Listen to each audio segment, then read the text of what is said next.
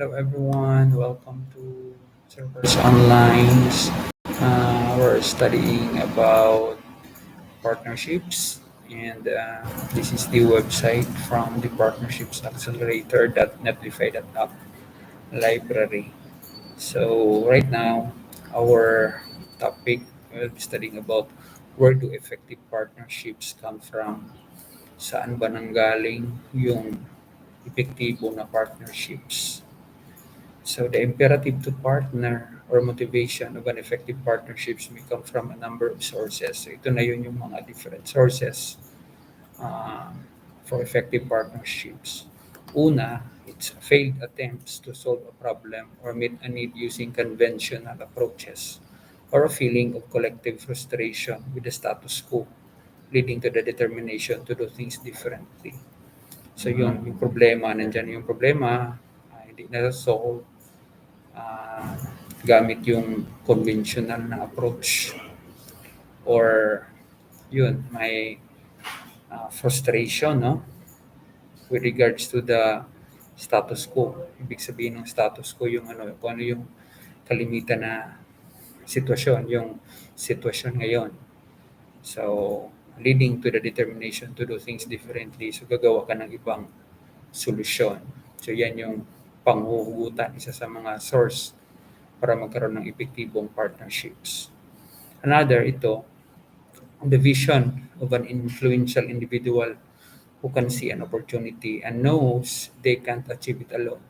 Yun, yung alam mo na kita yung opportunity na kaya itong ma-solve pero di niya ma-solve gamit yung sa kanya lang sarili. So, kailangan magko-connect siya sa iba't ibang organizations or mga iba't ibang iba't ibang mga businesses or mga international, pwede ibang countries no para ma-solve yung isang problema.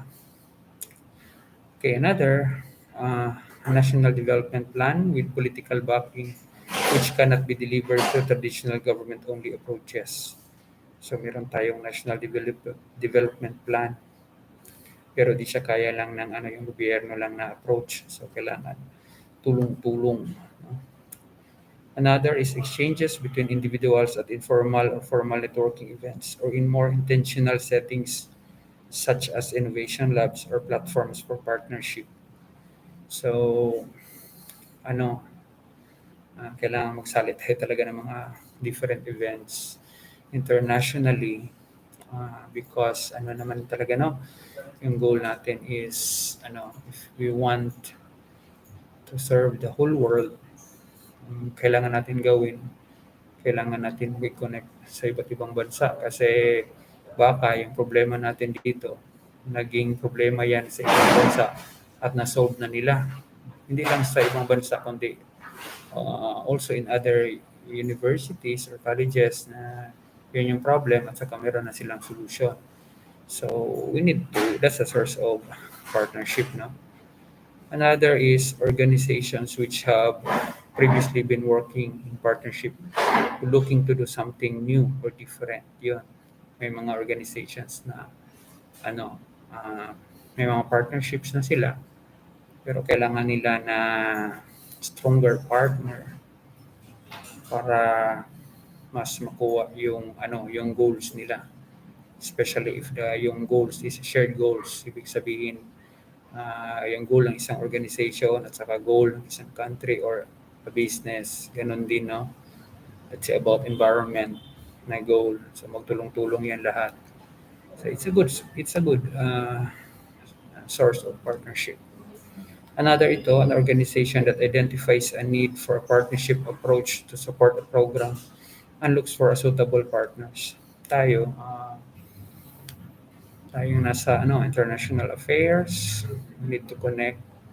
Hopefully, we could connect to other universities in other countries, looking for possible partnerships. Um, Probably we could have an extension program. It's not just local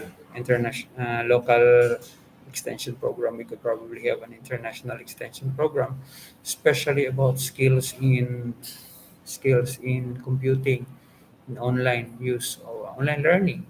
We could have that. Uh, we could probably look for other schools in other places, and we could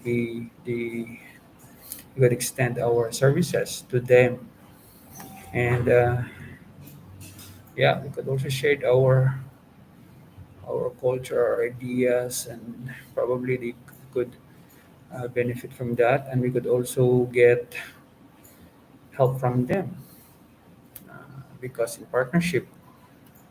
order for a partnership to succeed, what we want is all the partners really achieve their goals, benefit from the partnership. Hindi pwedeng ano lang, yung isa lang yung nagbe-benefit sa isang partnership. And this one, an external organization approaches your organization with a partnering idea. Most likely, ito yung mga nangyayari sa ano natin sa mga local extension programs natin, the university. Yung isang organization pupunta sa atin kasi gusto nila na magkaroon ng ng skills or knowledge and skills and values about that particular training, no? Most likely yun yung itong ang source ng ating partnerships. Okay, let's continue. The origins of a long-standing global partnership rollback malaria. So it's about malaria, no? So a group of public health professionals sat together and agreed half a dozen ideas about what needed to happen in the world in order to reverse the rise of malaria. They developed a really clear problem statement. They faxed these points to about 20 of the world's leading scientists and asked if the list looked about right. That was the basis of one of the world's most successful and enduring partnerships. They didn't start with the thought, what can we do together? They started with the problem. Then they asked themselves, what needs to be done about it and who needs to be involved? Yeah, ito. Maganda to guys. Yung ah, ginawa nila. Ah, hindi sila nag ito yung magandang ano no itong they didn't start with the thought, what can we do together? Ang ginawa nila, they started with the problem. Then they ask themselves, what needs to be done about it and who needs to be involved. So yung mga ma-involve, yun yung mga partner na sino ba yung pwedeng ma-partner natin dito. So, yan, maganda yan, no? And I guess nangyari din yan this coming election natin. May mga partnerships na ginagawa yung COMELEC at saka mga different media organizations in order for them. I guess isa sa mga problem yung ngayon, yung tinatawag na disinformation at saka misinformation. No? Yung misinformation, mali yung information. Meron ding disinformation, ibig sabihin parang it's a black propaganda, mali na information na nakakasira sa isang tao. So, yun, isa sa problema. Tapos may mga grupo na nilalabanan ito. And yun, nagkaroon ng partnership sila dahil sa problema na yun. And okay, as the list above demonstrates, partnerships in general tend to work best when starting with the need, problem, or opportunity. Stakeholders come together around that issue based on the key resources and insights they might bring to it and developing a joint solution or plan in response. So yun, very critical, very important ito. So, nandun yung need, nandun yung problem or opportunity, tapos mag-gather lahat ng stakeholders. So, ano yung mga key resources at saka mga insights na maibigay nila. Then, gagawa ng joint solution. Ang iba ginagawa nito, certain kind of group, ito yung gagawin mo, ito, dito naman, ito, kaya dito ka. So it's like sa COVID-19, yung meron tayong IATF. So nag-meet yan sila. May mga iba't ibang responsibilities yan lahat. So, yeah, that's it. So may tool tayo dito, from idea to partnership. So where effective partnerships don't tend to come from, what is usually least promising as the basis for partnerships is when an organization is acting in a purely inward-looking and self-interested way. For example, when an organization is simply looking to raise funds to cover the original cost. Another, when an organization is looking to improve its reputation after previous poor performance. And when a grant-making organization is providing funding for a partnership approach rather than funding multiple individual approaches as a way to reduce its own cost base. So ito yung mga example, no? In word-looking and self-interested way. So generally speaking, effective and value-generating partnerships are more likely when all partners come to the table with an outward-looking attitude, more focused on giving rather than taking. So magbibigay, pagbibigay, no? Example, thinking, what can I bring to a partnership?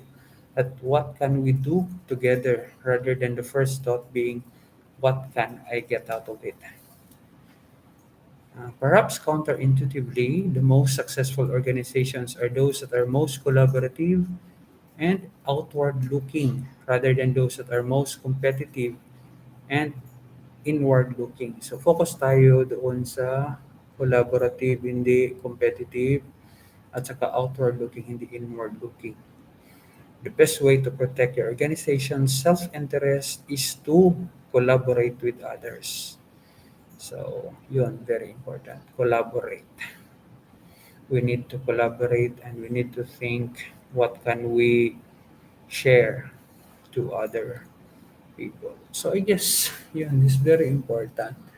We can apply this in other areas of life. Partnership, no? Collaboration. You cannot do it alone. Okay, so that's it. I hope you learned something about our topic where effective partnerships, uh, resources, sources of our, um, what do you call this one? Where do effective partnerships come from? So yun. So pinakaki ano nito, we need to be collaborative and we need to solve we need to look for the problem. We need to look for partners that can help us in solving the problem. And yun, dapat may maibibigay tayo how to solve the problem, pati yung ibang mga partners natin. Let's say for example, ah, tayo yung ah, magbibigay ng mga human resource na magte-train. Tapos yung sa ano naman, let's say sa form sa government or sa local government unit, sila yung magpo-fund budget for the, let's say, the internet connection during the training. Pwede yun. Tapos yung iba pang mga organization, pwede natin hanap tayo baka may mga programa din yung DICT. Yun, in terms of agriculture, ganun din. Department of Agriculture, local government unit, barangay, farmers organization. Yan. So, the more partners we have, isa yung problema. Yung problema na yun is matutukan ng lahat, mabibigyan ng solusyon, and yeah, mag-improve ang Pilipinas. And that's it. I hope you learn something about the sources of partnerships. So thank you. Always remember, learning is lifetime. Bye.